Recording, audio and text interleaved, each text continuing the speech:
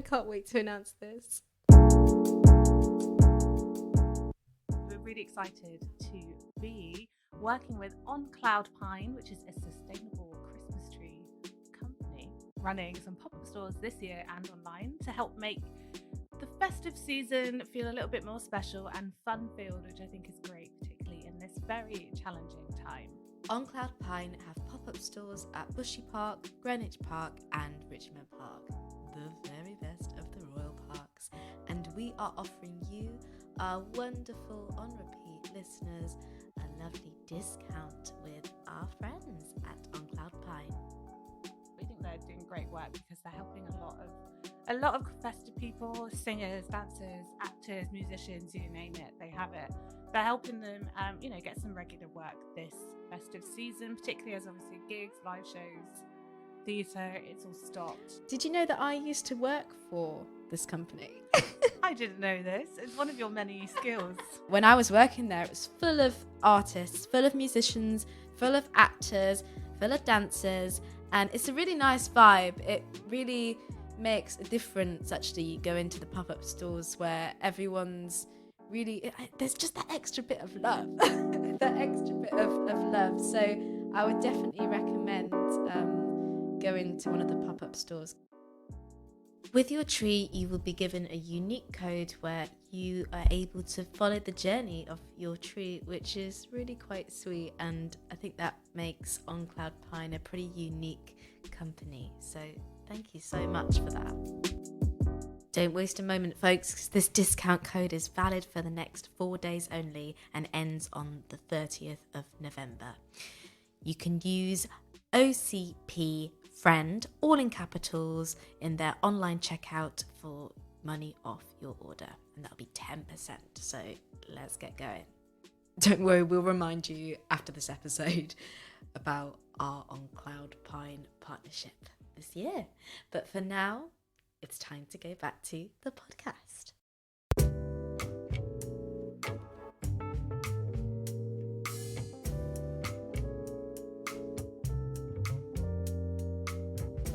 This week we're speaking to singer-songwriter and pop artist Sabiyha.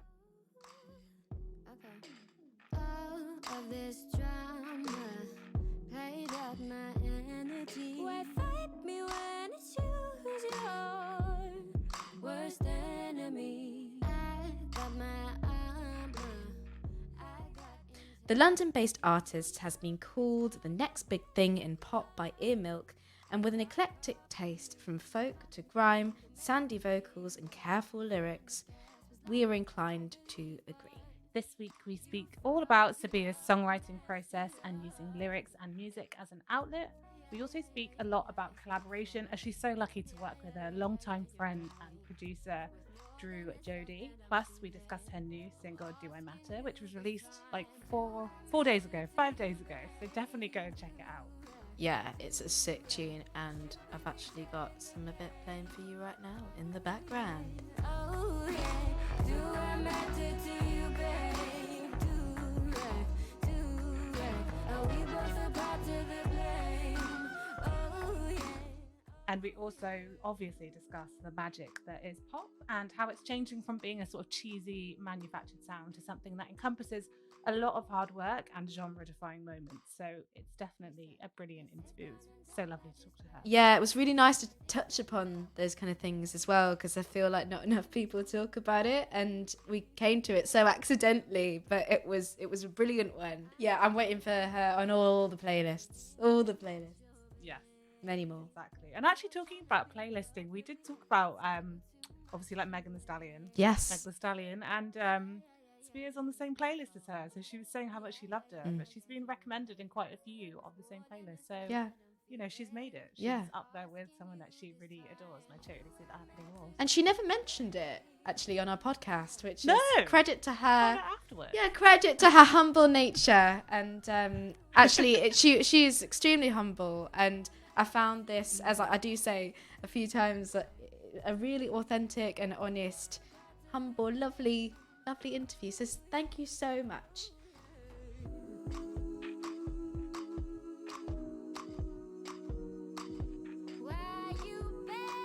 Don't forget to give us a review on Apple Podcasts. It just helps other people find us. It doesn't cost you anything, and it puts a smile on our face. So 5 stars would be preferable, but we'll take 4. Yes, love for some love, everybody. So sit back, relax, and keep it on repeat.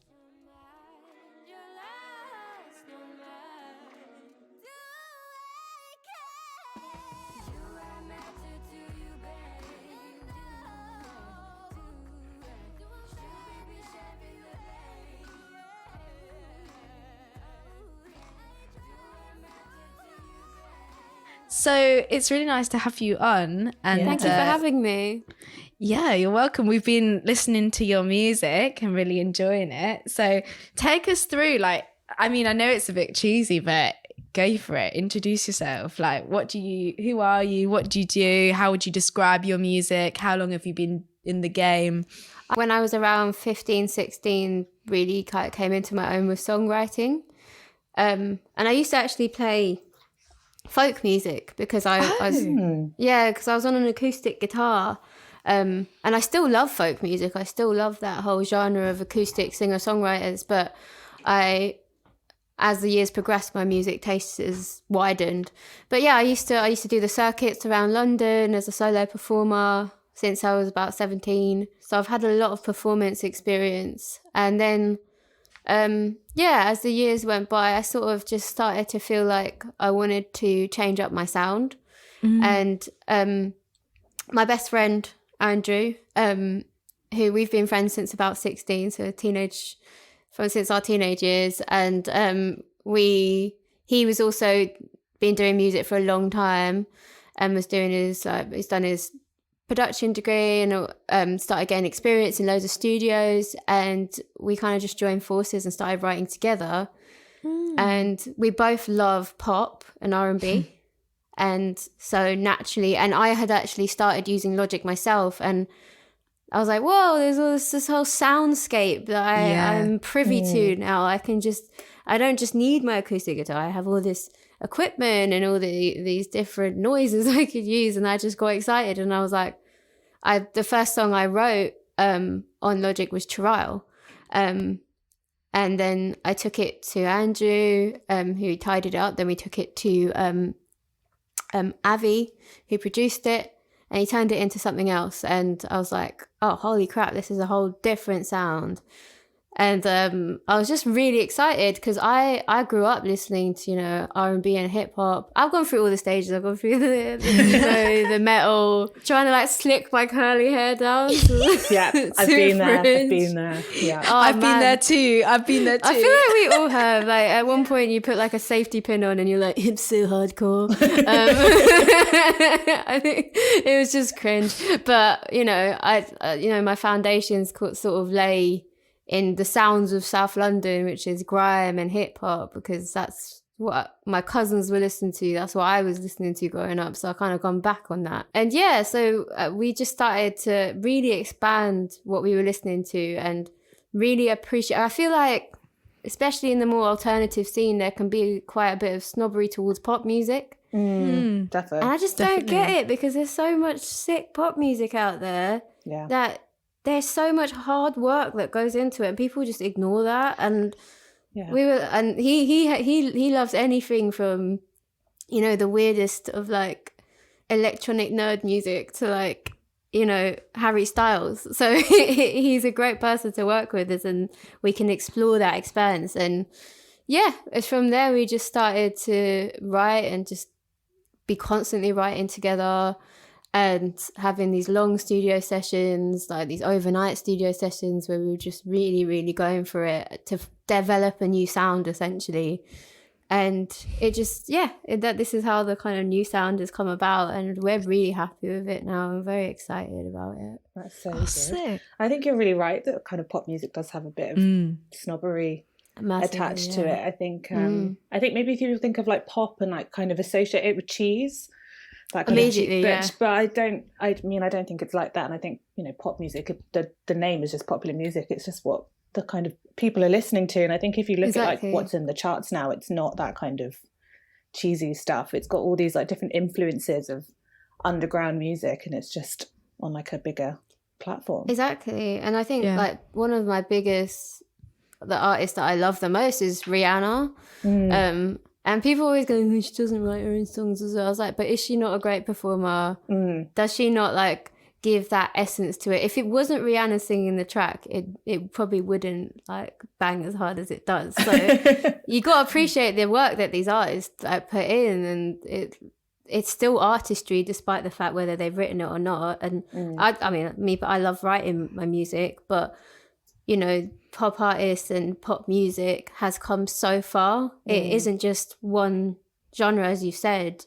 It spans so many now, and I think the name puts people off pop. Like they think of a very prescribed vision of what pop is, when pop can be Christine and the Queens, it can be Rihanna, it can be Sia, it can be all of these people who are amazing songwriters.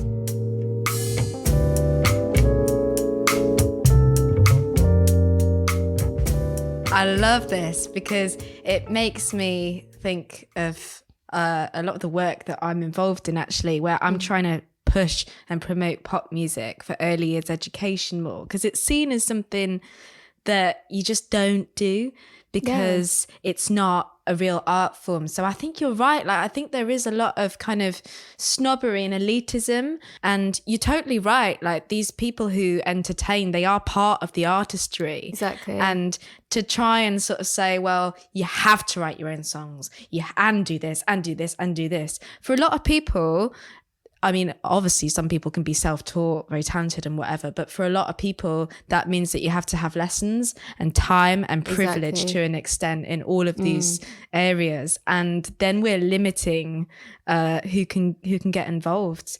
And I think also with like, when people say pop stars as well, that really comes into it. This idea that, you know, like pop stars, they're just kind of like celebrities, entertainers. But you're totally right. I think that's a great point, that it's the kind of the totality of the work. It's really nice to actually have someone who's so involved in pop. We've had a few, but definitely.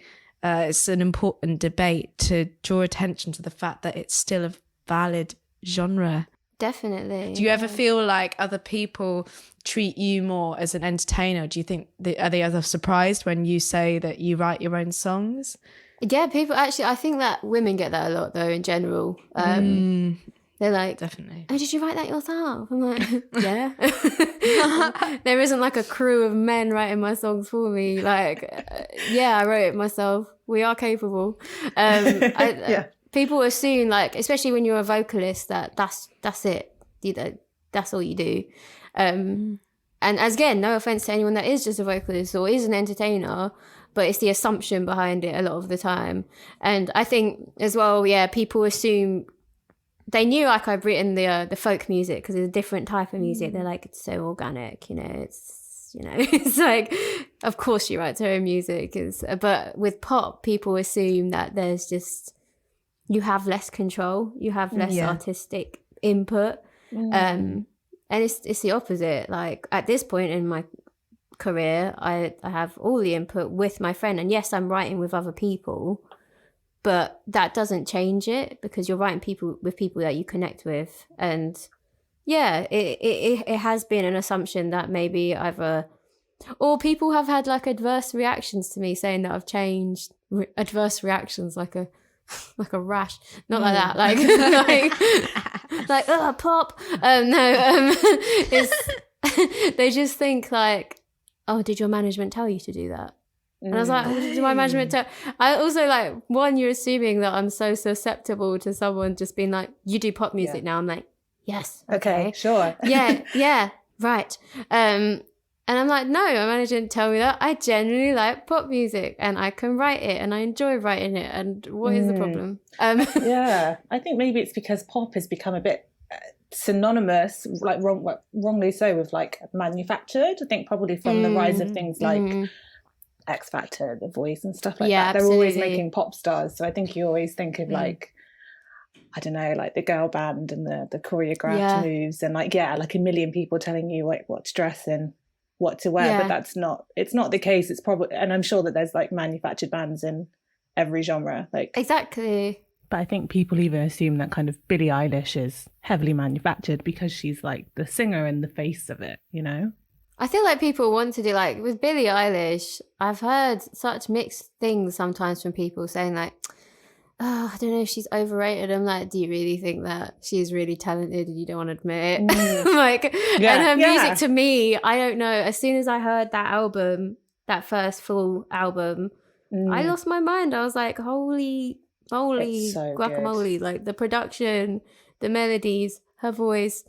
I don't think it's disgenuine at all. I think it's great. Yeah, it's so modern as well. Yeah, so contemporary. Yeah. And I think it does come down to it being like obviously her brother produced a lot of it, but she's like a young woman, and I think a lot of people think that young women have nothing to say. Exactly. Yeah, she couldn't have possibly written these interesting songs. I know, and that annoys me to no end when sort of, and just because she is a teen, as you said, just because she is young, just because she is super famous, it's the assumption that she's just like a mindless robot, and it's like we don't know that, number one, and number two, why is that the first thing to assume? Why don't we just think like she's just a really talented artist who is young and who is still finding herself, but in the process putting out amazing art? Like, just appreciate it. And I don't think someone like Harry Styles gets that kind of debate. No. Even though he is obviously manufactured from being on television. That's so true. That's very true. That's very true.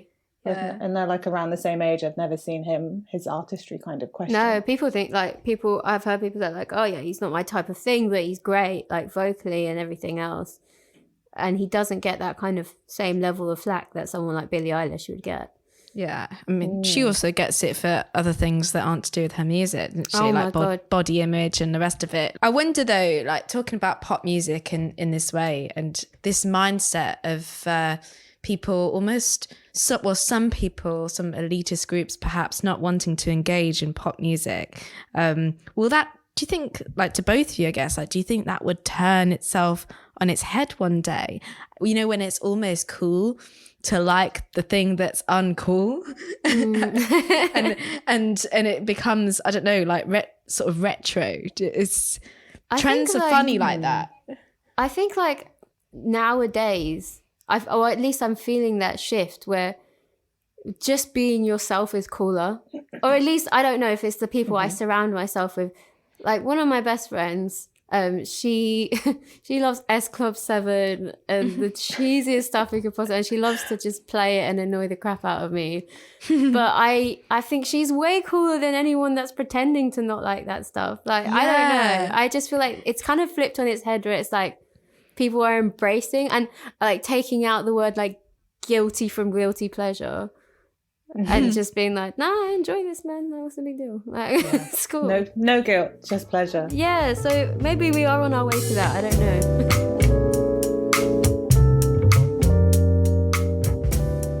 know. I'd love to move back to your music because you did touch a little bit on songwriting, and I'd love to know like what your kind of typical songwriting session looks like. I'd love to know like where you get your inspiration from and how you kickstart your writing process. It's usually so we'll kind of, me and Drew will get into studio, and he'll usually sort of lay down a beat or like start with the foundations.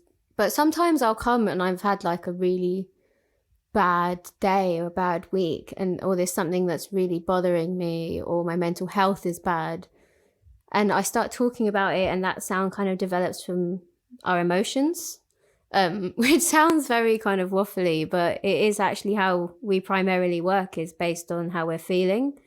And that will kind of trigger him into like, right, yes, these chords sound right for how you're feeling. This drum beat feels right for how you're feeling, kind of thing. And then from there we'll start to expand on it, and he sets it up, he just sets up one loop. And then I go over and I just improvise melody after melody after melody until eventually like we've exhausted these melodies, and then he structures it into a song that makes sense. And because he's got a real ear for structuring, and and then from there we'll figure out what it's about, and it turns into like a therapy session sometimes, in all honesty, because we sit and he's like, how did you feel when that happened? How do you feel when this happened? Like, to really get into my head about to really get across the emotions of that song. We've been writing a song recently, and it's very, very, very deep, very much about mental health.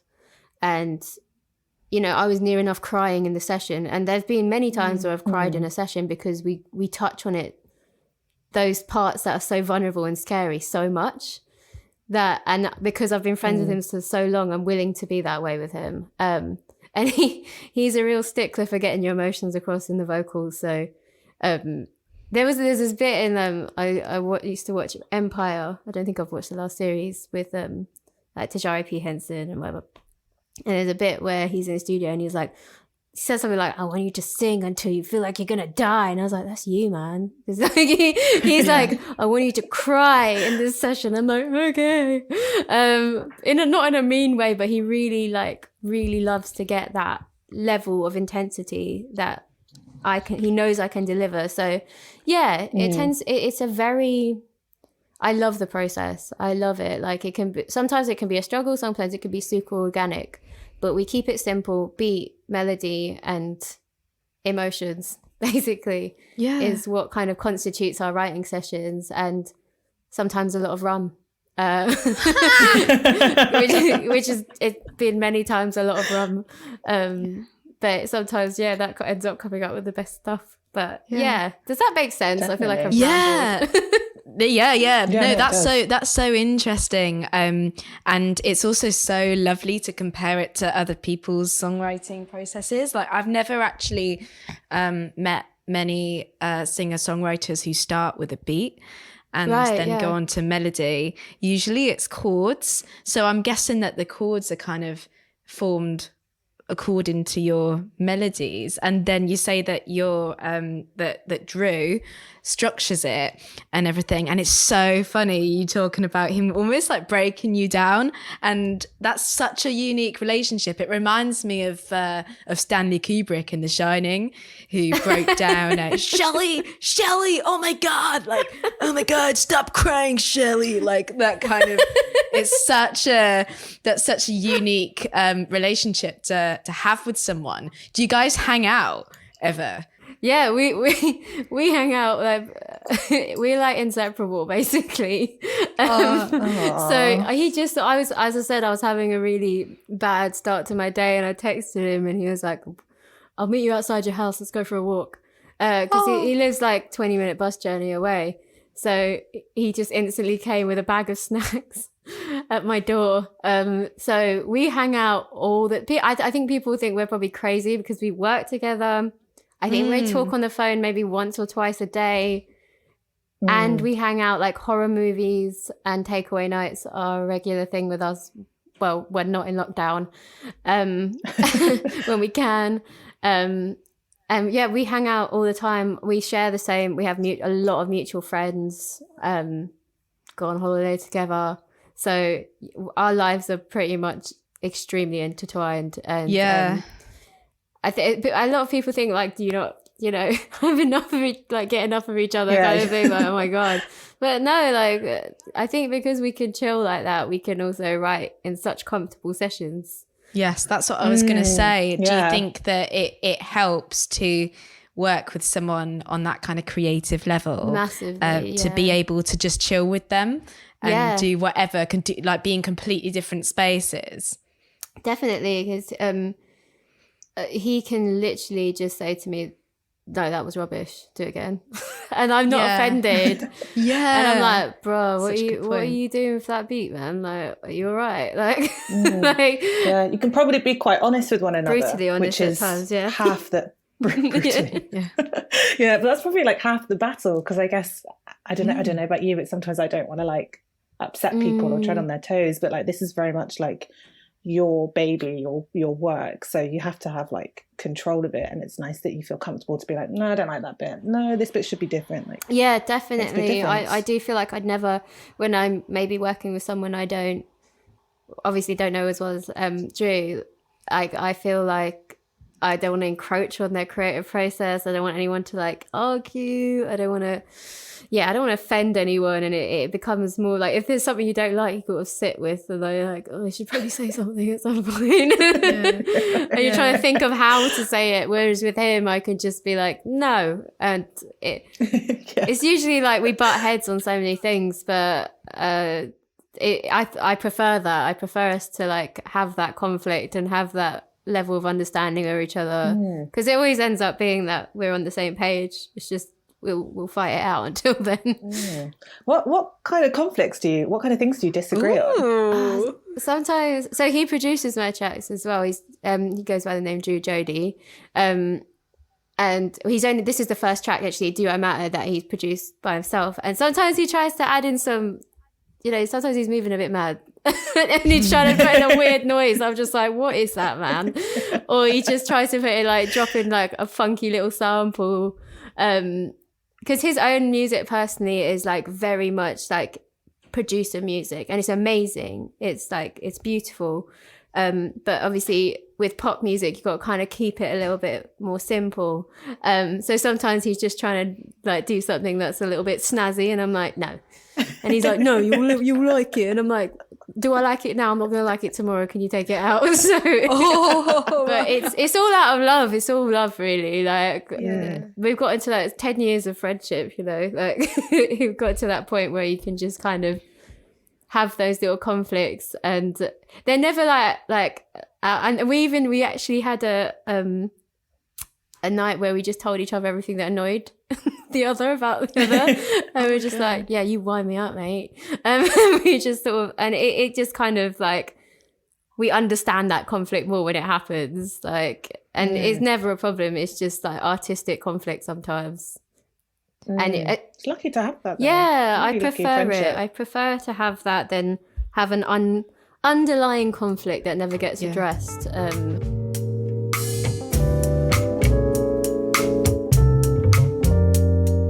I think that shows real strength of character as well, like being able to assert yourself but also be vulnerable in a space. Massively, which it sounds like you can do all of that. Is there something that you've always felt is a part of you? Like, have you always found it easy to kind of assert yourself, have strong opinions and things like that? I have always been, out of my family, probably, well, my mum has been, she's extremely opinionated and a bit scary if you cross her.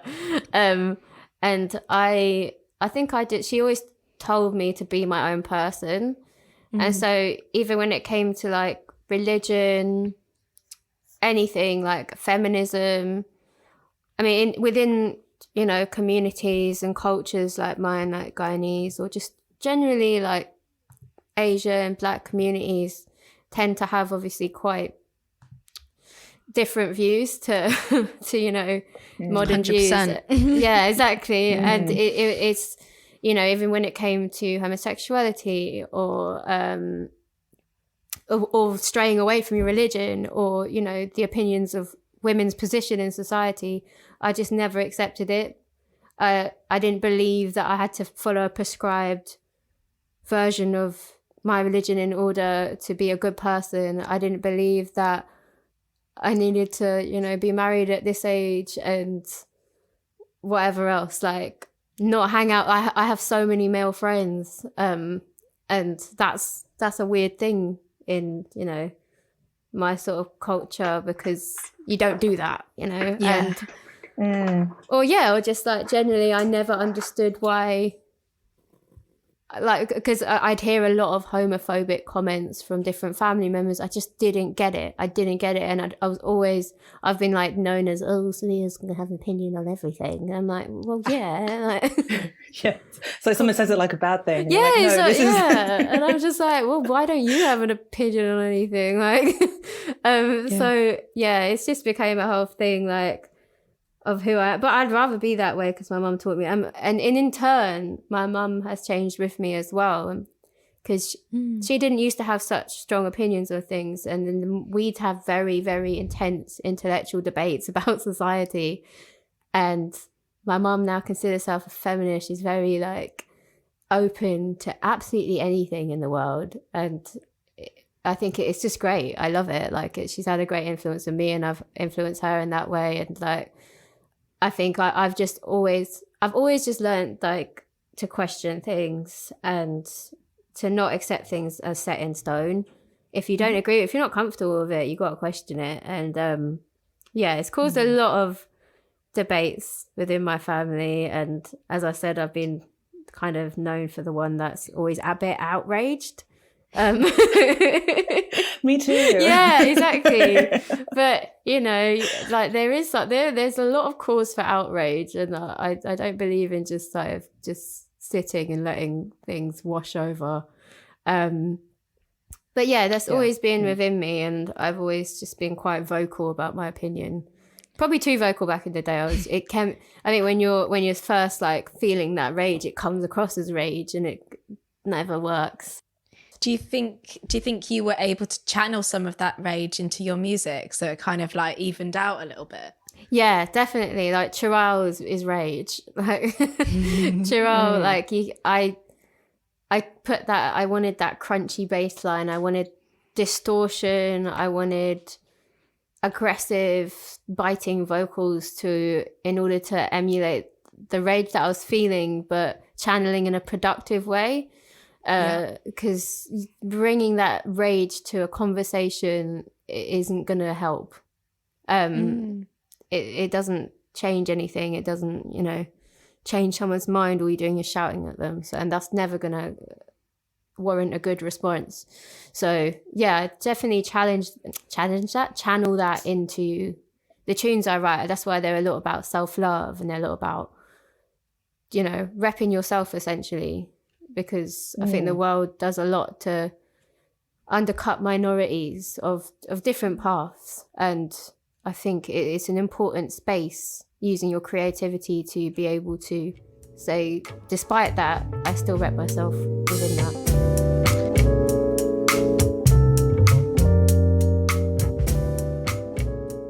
And that song you just referenced, I don't know how to chorale, yeah. It's like a reclaiming of a term, right? Of like a negative connotation. Yeah, chorale. So we have a lot of different mythical creatures in Guyanese culture, and chorale was kind of used to say, oh, she's so loud, she sounds like a chorale. Her hair looks like this, she looks like a chorale. Kind of anything that like suggests being unruly or not, following the status quo. You're compared to a banshee, essentially. So the creature is a banshee. It actually comes from, it's supposed to show up if a mother has lost a child, and her feet are turned backwards and she's got this long hair. But it was used as like a way, and she screams. So it's used as a way of like kind of, I guess, putting down women that were loud and, as I said, didn't follow societal structures as they were supposed to, quote unquote. And yeah, I just thought it was just a good symbol of basically how sometimes I can be seen, or how my mum can be seen, or how different members of my family. I come from a big family of women who are very opinionated and loud in the best of ways, and very strong independent women who have kind of really built themselves in society. And yeah, I thought it was a good symbol of that, basically. It's so lovely to hear. It's always lovely to hear like stories about women being empowered. It makes me feel good to listen to it, and I don't even care how that sounds. but no, like, definitely. But do you feel like, because as I guess a part of the process of songwriting and performing and everything is the product that comes out and the way that the audience perceives it and listens to your music.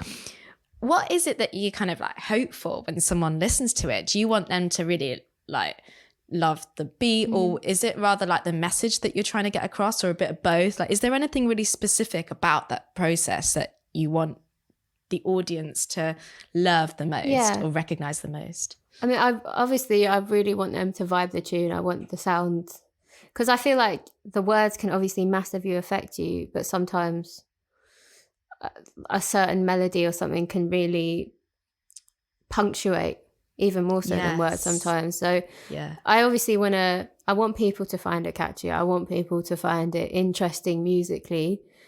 And I want something that they can sing along to as well. Like we had Do I Matter in mind as a chorus that everyone could sing along to and relate to. And that, I think that relatability within the lyrics as well is really important to me. Because so many people find solace in music. It is one of the most important things.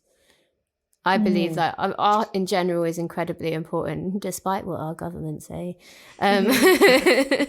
So yeah, I just think that so many people, like, what do you do when you have a breakup? You sit and you binge listen to whatever album makes you cry out. And I just I want to put out songs where people feel that relatability, feel that ability to sing along with their chest as well. Like, yeah, I've felt this too. And whether it is about sadness, whether it is about self-love or heartbreak, whatever it is, I think that's really important. And yeah, I genuinely, lyrics are extremely important to me. Like, I spend a long time on them. And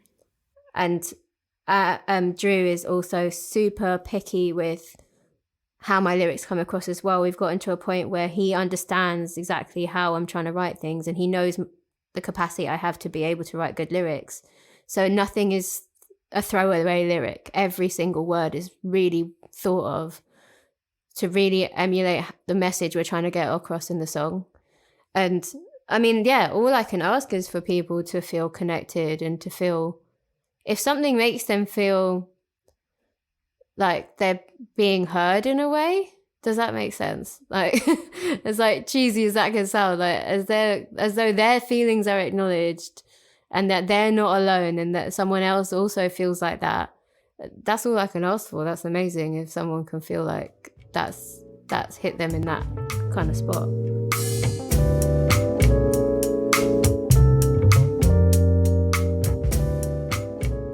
Do you find it difficult to kind of emulate that emotion in a live context, or is it just sort of the writing and maybe the recording? How do you keep it authentic in a live setting? I know we can't do very many live shows at the moment, but you know. In a live context, I actually find it easier. I've got a very expressive face. I've got an ugly singing face and I'm fully aware of it. I'm double chin out, full like stank face the whole time. And I've just accepted it. I don't really care because I put my everything, and that's why I miss live so much, is because when I do a live song or show, I put my absolute everything into that. I will get to the point where, because I channel it so much on stage, like the meaning of that song, that I will let myself feel that level of intensity that I felt when I first wrote it. It's very, like, live is very important to me, and being a good performer is very important to me. Even if sometimes I know exactly like how I'm moving and whatever, but I think letting the song take over, it can like really add value to your performance. So I actually, I'd probably find it easier on stage, if anything. And because you're directly with the audience, you can kind of connect with them and you can see how they're reacting to that song and you can vibe off them at the same time. And yeah, I miss it so much, actually, speaking about it. I miss that feeling of being on stage and just like singing your absolute brain out. So yeah, I definitely think I find it easier, I guess, to convey emotion live. Trust, like, for sure. I think it's really lovely that you're able to get into that space where it's clearly authentic for you, and I'm sure that relays to an audience. What do you have any tips, I wonder, for singers or performers listening and they're trying to sort of access that space safely as well? Because I think that it can be quite there can be a bit of an emotional risk for people to access that space. Oh yeah, definitely. What things do you do in between to ensure that that's a safe space to access? I guess I have all, like, I used to get so scared before performing. I used to like kind of throw up and like just be like completely. Really? Yeah, I used to be really bad. And then I think it's a level of confidence. So even though you're accessing like really hard, triggering emotions that came up when you were writing this, you've got to kind of realize where you are in that moment there now, that you're not that person you were when you were writing it right now. You're on a stage with people that are looking at you, that like what you're doing. You've got this level of confidence where you can sing about what you're, that pain, but you can sing about it with a sense of like, not happiness at the same time, but like self-assurance within it as well, that this is pain and I'm not afraid of it. Yeah, that I'm not afraid of my vulnerability, because I don't like the idea of people seeing weakness, or not even weakness, as vulnerability as weakness. I think vulnerability, emotions, talking about your emotions is the strongest thing you could possibly do. And I think being able to find the strength in that and being not scared of that, it is what makes it easier to channel that and to sing about. And yeah, sometimes it is hard. And like, I think I had performed a song for my nanny once, and it there's one line choked me up. I can't remember which line it was, but you could hear it on the video, and I just sort of like, my voice just cracked.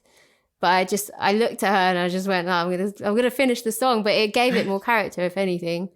But it was hard to get through it at the same time. So I can totally understand that it can be really hard to emulate those emotions on stage without completely losing it. So you've got to get that balance. But it's just remembering that this isn't scary to express this or show this. This is human and normal, and everybody feels this way sometimes. And if anything, it's valuable to show that.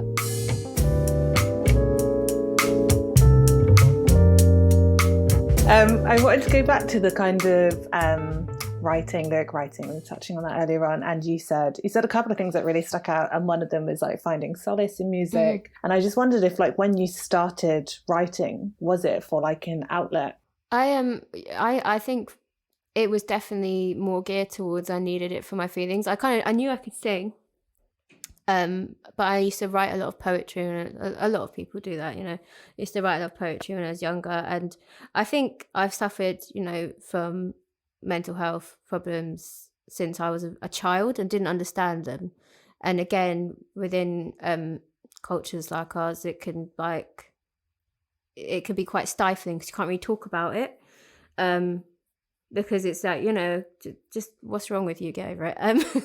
You're fine. So I used to write a lot of my emotions down, and then kind of gradually started putting that all together. And I had a my singing teacher at school, who's now everywhere and doing an amazing job, Kelly Lee.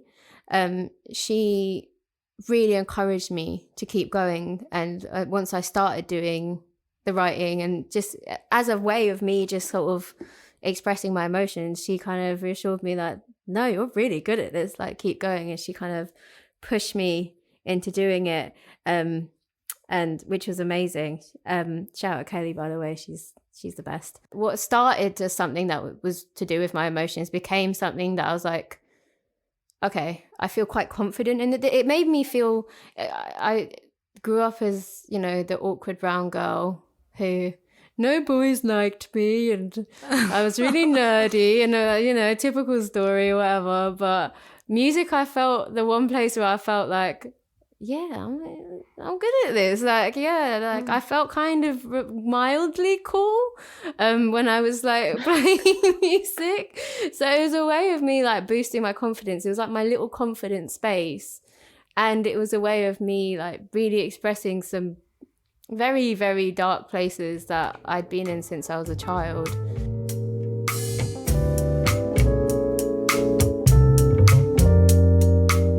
You like really recently released a track. I think it's like 4 days old or something like that. Yeah, still a baby. Still a baby, but doing really well. It sounds really cool. I just wondered, like, how long does it take you to write a song? Oh, it can depend. Like that one, we had actually started and it was like a day's progress that we had gotten from it. And then we spent we got a bit stuck on that one, so that one did take a little bit longer melody wise, like maybe even like in total a couple of weeks to write. But then sometimes we can turn songs around in a day or so. Like Love Me Alone didn't take long at all, in terms of the actual, just like the basis of writing the melody and the lyrics and everything. It can just really depend. Like for me, if I'm writing by myself on the guitar, I can take an hour to write a song. But when we're doing these bigger productions, it can take a little longer. And I feel like if I was writing with someone that was I didn't know as well, I'd probably turn it around a lot quicker. But because I'm writing with Drew, the attention to detail is even more, and the attention to getting that completely right. We spend a lot more time than maybe you would in a different session with someone you don't know as well. So yeah, it really depends. Can take a day, can take a couple of weeks, could take ever sometimes. We got a whole spreadsheet of unfinished songs that we're like, oh my knees. We got so much to write. So yeah, it really is dependent on like how much we're vibing that song and how right it is from the beginning, and how much we kind of tweak it along the way.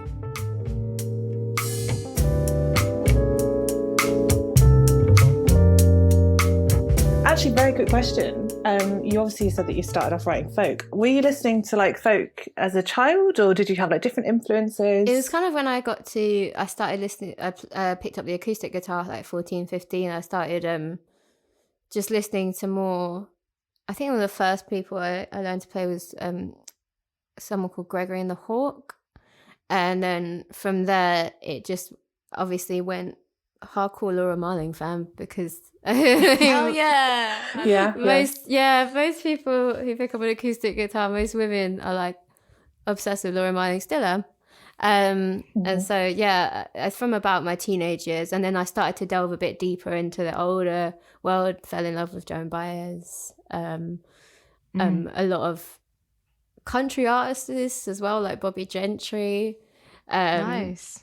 And then people like Odetta, Sister Rosetta Tharpe, like all those people. I just started, anyone that was, yielding a guitar, especially women that were yielding guitars, and especially back then in a time where, they were heavily underappreciated. I just got just really, really delved into that space. And I think I fell in love with folk music. And as I said, I still am in love with it, but I play it at home all the time, and I do use it in my melodies, that kind of wavering, and I guess that sadness sometimes that you can get in the vocals definitely comes from my folk days.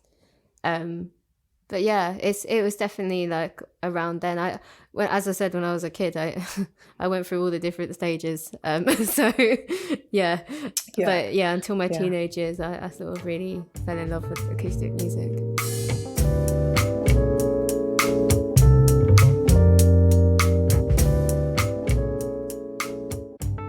What should we be looking out for next with you? Well, we're looking to release, we will be releasing some new tracks at the start of the year. And yeah, basically we're just writing, recording, and just like wanting to release and put out as much as we possibly can to really get the idea of who I am across. But yeah, it's 2021, like we start of year is just, we've got a couple tracks already kind of there ready to release. So, and I'm very excited about the next one. I won't say too much about it, but it's very like family orientated. So I'm excited to show that part of myself.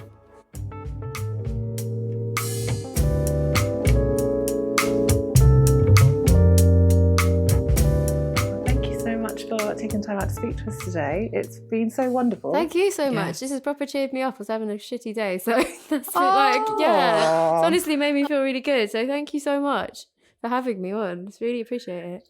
You're gonna make me blush. You've been such a lovely guest to talk to. I think like real like ideal podcast guest as well, because your honesty and authenticity that comes through with your music also comes through when you're speaking, and it's so nice to be able to join those dots, and hopefully people listening will be able to join those dots. So thank you for your honesty, authenticity and vulnerability. Thank you. Your strength. Yes, much appreciated. Thank you so much.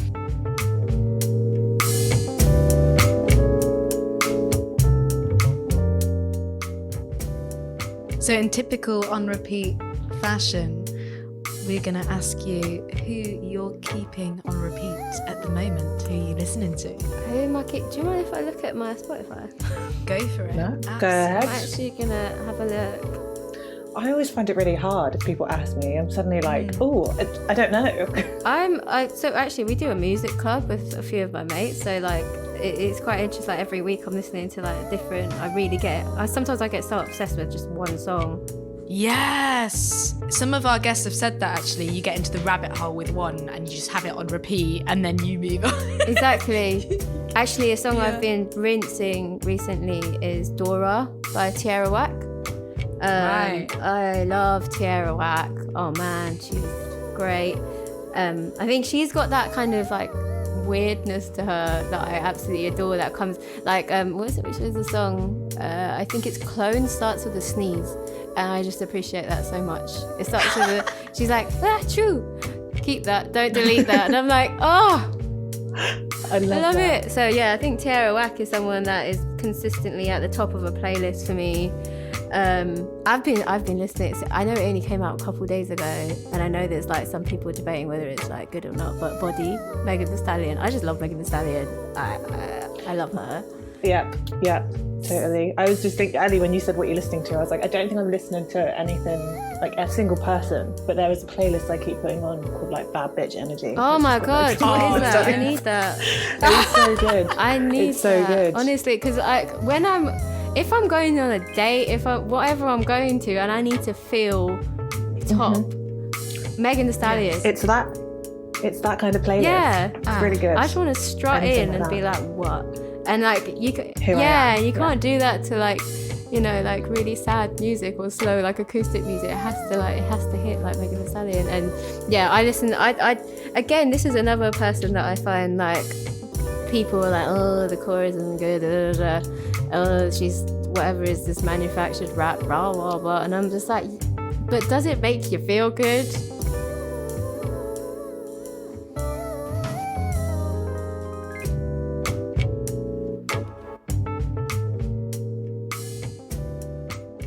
Oh, that was such a brilliant interview. Thank you so much to Sabiyha for taking the time out to speak to us. That was so brilliant. When at the end she was sort of saying how she wasn't feeling very well at the beginning, but actually the whole thing cheered her up, and it was just really lovely to hear, because it cheered us up as well. Yeah, it definitely cheered me up, and I was like listening back to it and I was like, oh, this is just so nice. She's just so lovely.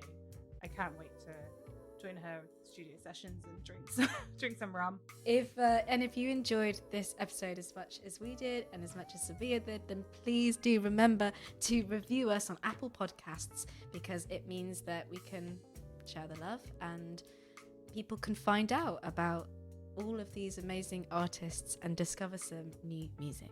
And if you want to find out more about Sabiyha, you can find her on Instagram at Sabiyha_, and Sabiyha is spelled SABIYHA with an underscore. You can also find her on Facebook at Sabiyha Music, and also at Twitter _. We'll put all the links to her music, to her social media in our show notes, so there's no excuse to not be following her. Yes. So we're going to be keeping Sabiyha on repeat this week, and until next time, everybody, we will see you for next week, which is my birthday week. Oh my goodness. It is your birthday week. Oh my god. Believe me, we have a very special interview. We really do. It's a good one. It's a goodie. So stay tuned and stay locked. And keep it on repeat. Goodbye.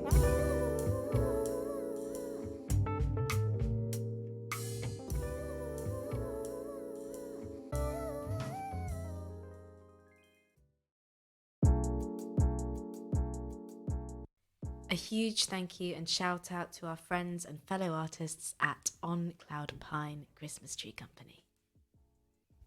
And don't forget to redeem your special On Repeat discount to have your very own Christmas tree where you can see its very own journey as well. I said I'd remind you, so remember it's OCP friend, all in capitals, to claim your discount.